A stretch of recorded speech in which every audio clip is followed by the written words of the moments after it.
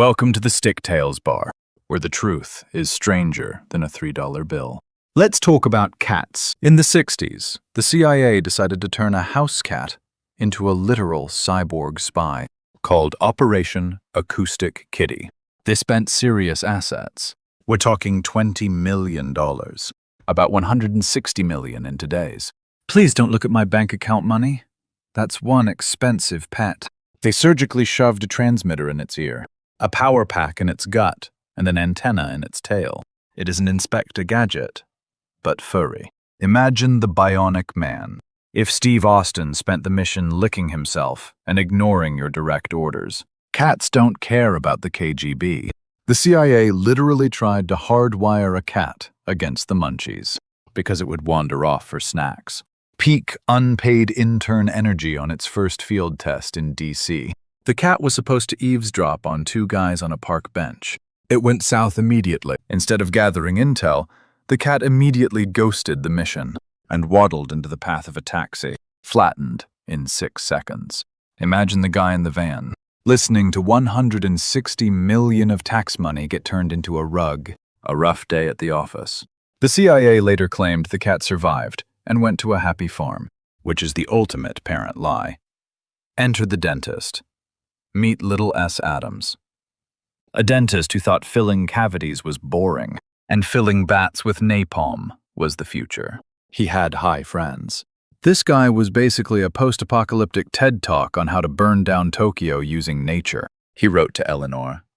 He convinced FDR that God put bats on Earth to help America win the war.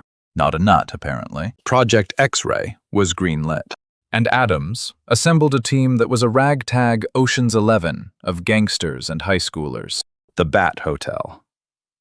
They put the bats in the fridge to force hibernation, which is basically a coach seat on an airplane from hell. Each bat had half an ounce of napalm glued to its chest. A statue was promised during a test in New Mexico. Some bats escaped and burned the entire base to the ground. Peak 2024 energy. They roosted under a fuel tank. If you glue a bomb to me, I'm making it your problem too. Marine Corps logic. The atomic bomb was only chosen because it was the less insane backup plan. Now enter the pigeons. Harvard psychologist B.F. Skinner thought, why use computers when you can use pigeons? He built a nose cone with 3 tiny cockpits for birds to steer missiles. High-stakes Flappy Bird. The pigeons would peck at a screen to guide the bomb to its target. It was a literal kamikaze bird election, where 2 pigeons could overrule 1 dumbass bird. Democracy is beautiful. The military scrapped it because they were worried nobody would take a bird bomb seriously. Then there were the British exploding rats. Pure rodent chaos. They hoped German stokers would shovel dead rats into coal boilers and go boom. The Nazis got paranoid.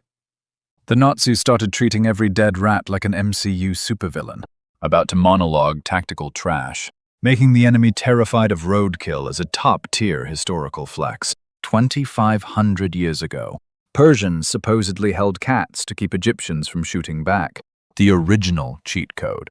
Egyptians revered cats so much, they basically surrendered to the fluff. Respect the whiskers. Fast forward to the 16th century. Rocket cats were a thing in German manuscripts.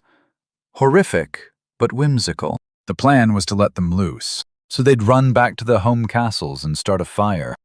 A foolproof disaster. Because surely a cat with a fire sack on its back won't just run into your own tent. Logic was optional. History is just people trying to make animals do their dirty work, while nature just wants a nap. Taxpayer spent $160 million on a cat that got hit by a taxi on its first day of work. Think about that if you were an animal in the 20th century. A government grant was your death warrant. Even the Manhattan Project sounds normal, compared to a kamikaze bird election. Dr. Adams also invented a fried chicken vending machine, which honestly makes more sense. At least you get lunch while still doing this. We've gone from cats with radio ears to bugs with Wi-Fi progress. Maybe the only thing we've learned is that animals are way smarter than the people. Trying to weaponize them? The ultimate nope. $20 million could have bought a lot of roads. But we got a feline James Bond instead. Money well spent. Next time you see a bat, just hope it's not carrying a dentist's special gift. Humanity is just a series of bad ideas executed with terrifying precision. Cheers to that. We even tried using dolphins and sea lions because the ocean wasn't weird enough. But the cat was the real monstrosity, according to its own handlers. 6 seconds of trial, 5 years of research. Don't forget the poison umbrellas and lipstick guns from the same era. Real spy gear, but no. They chose the cat that preferred tuna to national security priorities. At least the bats were getting a statue in their memory. Supposedly bronze and wings. We spent more on that cat than on some entire country's GDP. Let that sink in if you learned anything. It's look both ways before crossing the street as a robot cat. Safety first. And never trust a dentist with a perfectly wild idea.